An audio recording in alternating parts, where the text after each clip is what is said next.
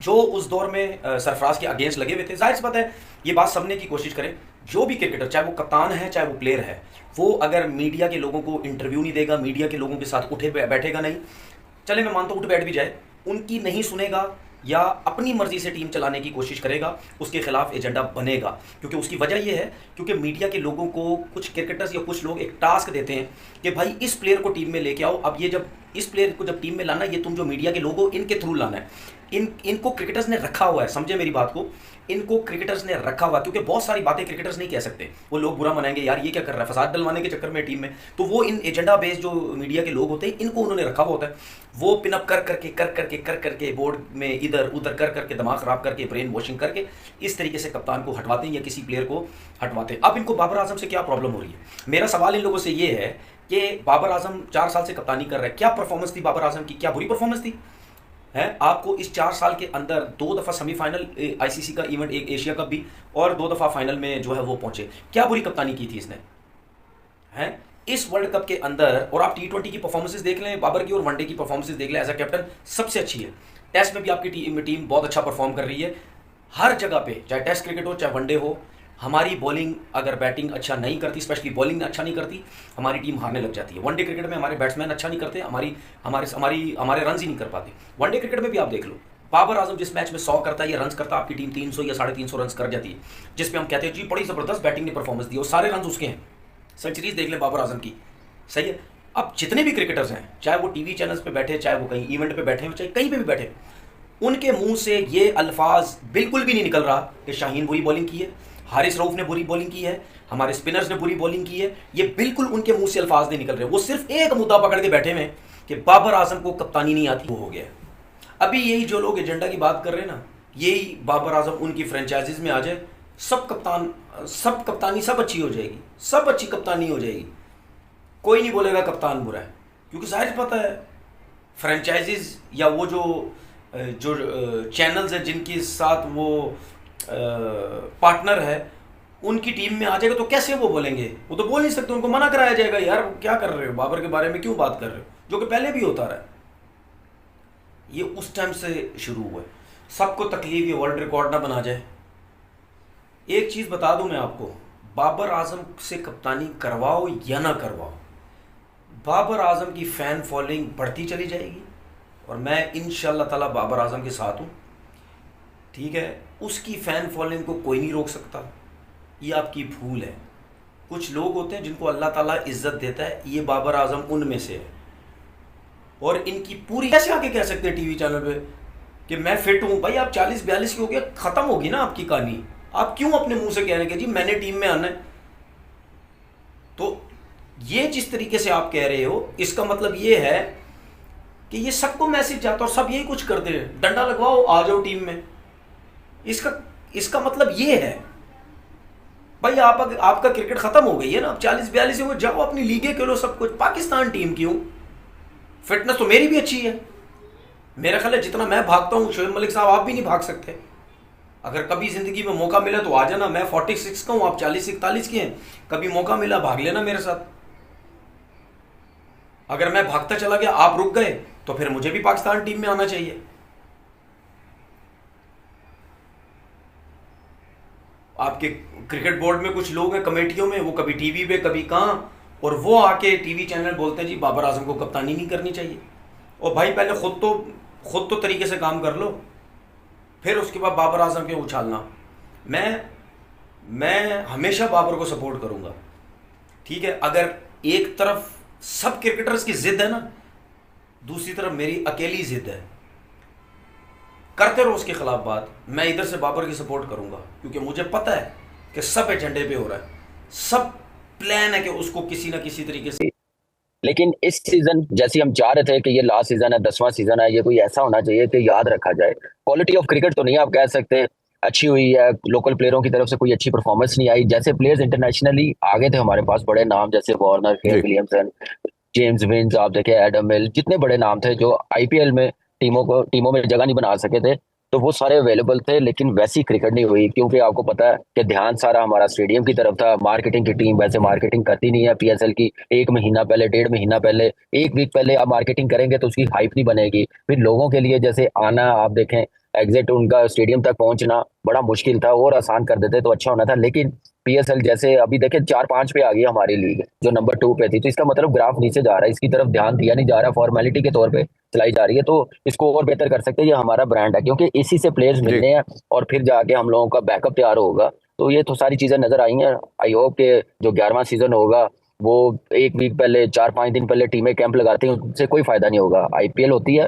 वो 15 दिन पहले लोग आते हैं, अपने अपने रीजन में, अपने अपने शहरों में इंटरेक्शन होता है, वहां के साथ लोगों के साथ मॉल में जाते हैं, इवेंट ऑर्गेनाइज करते जी। हैं, एक हाई बनाते हैं। इस ऐसे चलाना पड़ेगा हमें पीएसएल, अपना ब्रांड दोबारा नंबर 2 पे लाने के लिए। देखिए कामी भाई, इस आपने जिक्र किया, इसको बड़ा करना था, ये सबसे बड़ा ब्रांड है हमारा, सबसे बड़ी कमोडिटी है। एक तरफ हम देखते हैं सिर्फ क्रिकेट ही हमारे पास बचता है, और ना हमारे पास कोई इस नेशन के पास कोई सोर्स ऑफ एंटरटेनमेंट है, ना कोई चीज़ ऐसी, ये तो पूरी नेशन को यूनाइट भी करती है, तो इसका ख्याल हमें और ज़्यादा रखना था। अच्छा, इसमें जो आप बात कर रहे हैं मार्केटिंग पॉइंट ऑफ व्यू से, हमने देखा लाहौर में भी सिर्फ कदाफी स्टेडियम के पास आपको होर्डिंग नजर आते हैं, कहीं और नजर नहीं आते। अच्छा, अब ये जिस तरह सीजन से पहले आपने फ्रेंचाइज ओनर को भी सुना कईयों का, और ये मैटर लाहौर हाईकोर्ट में भी गया था फाइनेंशियल्स को लेके, अब 2 टीमों को और ऐड करना है नेक्स्ट ईयर से। आपके ख्याल में, आपके ऑब्वियसली जितना वास्ट एक्सपीरियंस है आपका क्रिकेट का, आपको लगता है कि ये टीमें बढ़ने से इस लीग को फायदा होगा, या आपको लगता है ये इससे कहीं ना कहीं ये जो पहले ही प्रॉब्लम चल रहे थे या एक परेशानी का मामला था फाइनेंशियल्स को लेके, वो मजीद हर्ट करेगा?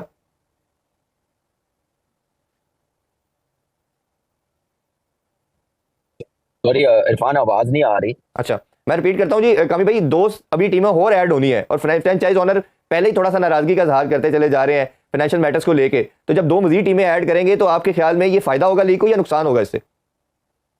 देखिए, फायदा होगा। एक तो आपके प्लेयर्स कई मिस हो जाते हैं इरफान ड्राफ्टिंग में, जी। आपको पता ही है। यहाँ पे जितना बड़ा मुल्क है, जितने क्रिकेटर हैं, मेरे ख्याल से ये 8 टीमें तो हमें पहले 2-3 सीजन के बाद ही कर लेनी चाहिए थी, शायद हमें और टैलेंट मिल जाता और फायदा होता।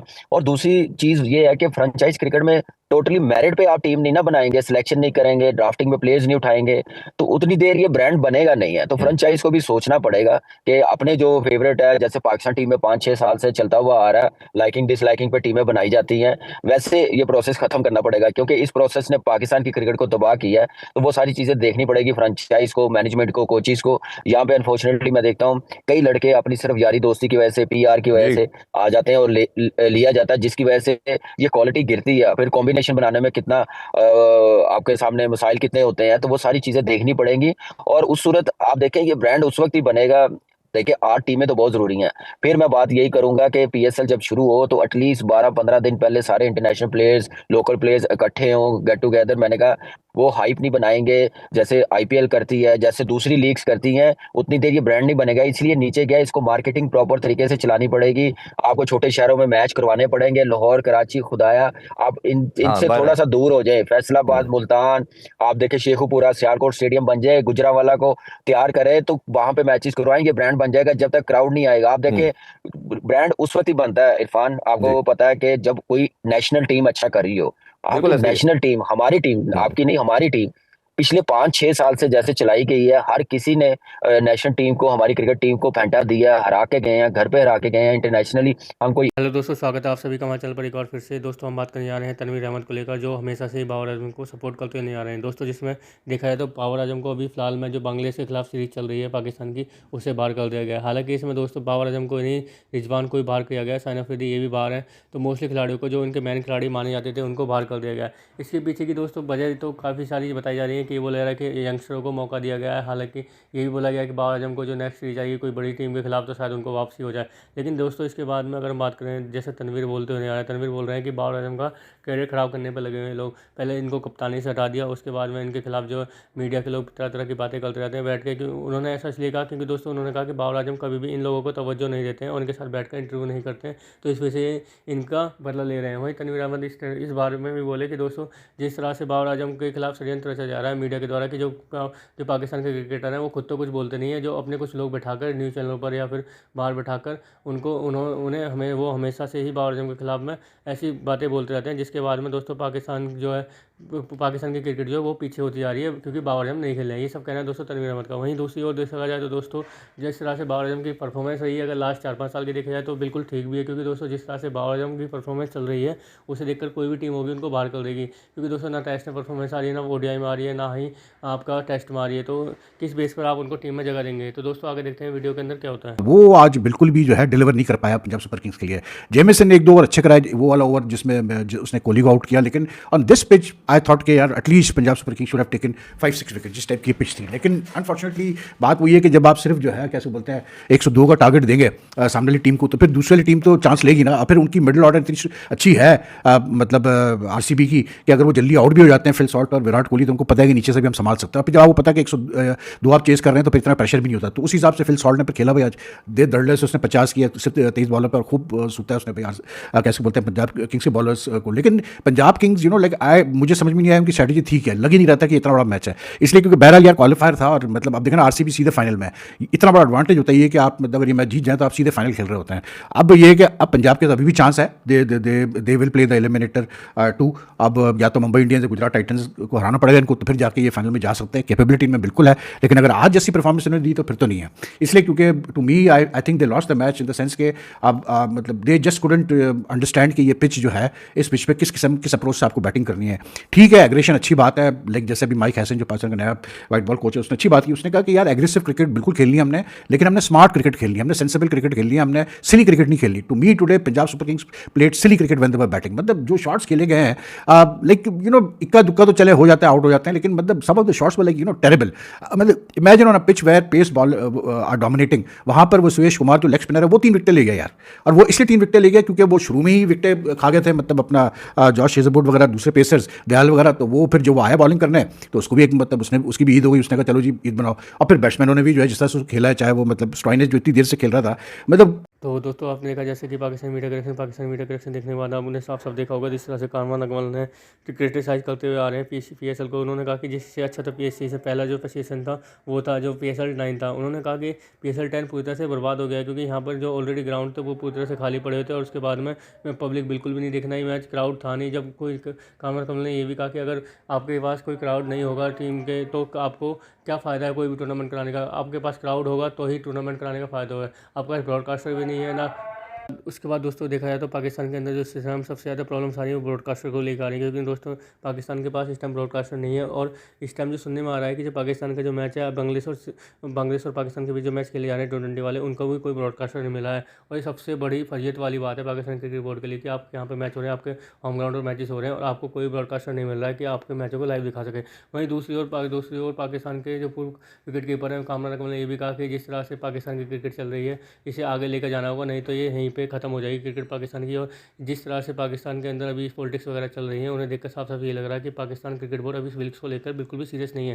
क्योंकि दोस्तों जिस तरह से पाकिस्तान के अंदर जो सेलेक्शन किए जाते हैं खिलाड़ियों के, या फिर दूसरी ओर देखा जाए तो जो पाकिस्तान के अंदर चहेते लोग जो बैठे हुए हैं, जो उनके क्रिकेट बोर्ड वाले, वो अपने चहेते लोगों को बिठा देते हैं क्रिकेट के अंदर, चाहे उन्हें खेलना आता हो या ना आता हो, लेकिन उसके बाद में दोस्तों पाकिस्तान की टीम की फजीयत हो जाती है। इसी तरह से दोस्तों तनवीर अहमद भी ये बोलते नहीं रहते हैं कि बाबर आजम को हमेशा टीम चाहिए। उन्होंने ये भी कहा कि मैं हमेशा बाबर आजम के साथ रहूँगा। तो दोस्तों कैसे लगे आज की हमारी वीडियो, हमें कमेंट करके बताएं। हाँ चलो लाइक एंड सब्सक्राइब करें ताकि आपको हमारे साथ बना रहे। धन्यवाद।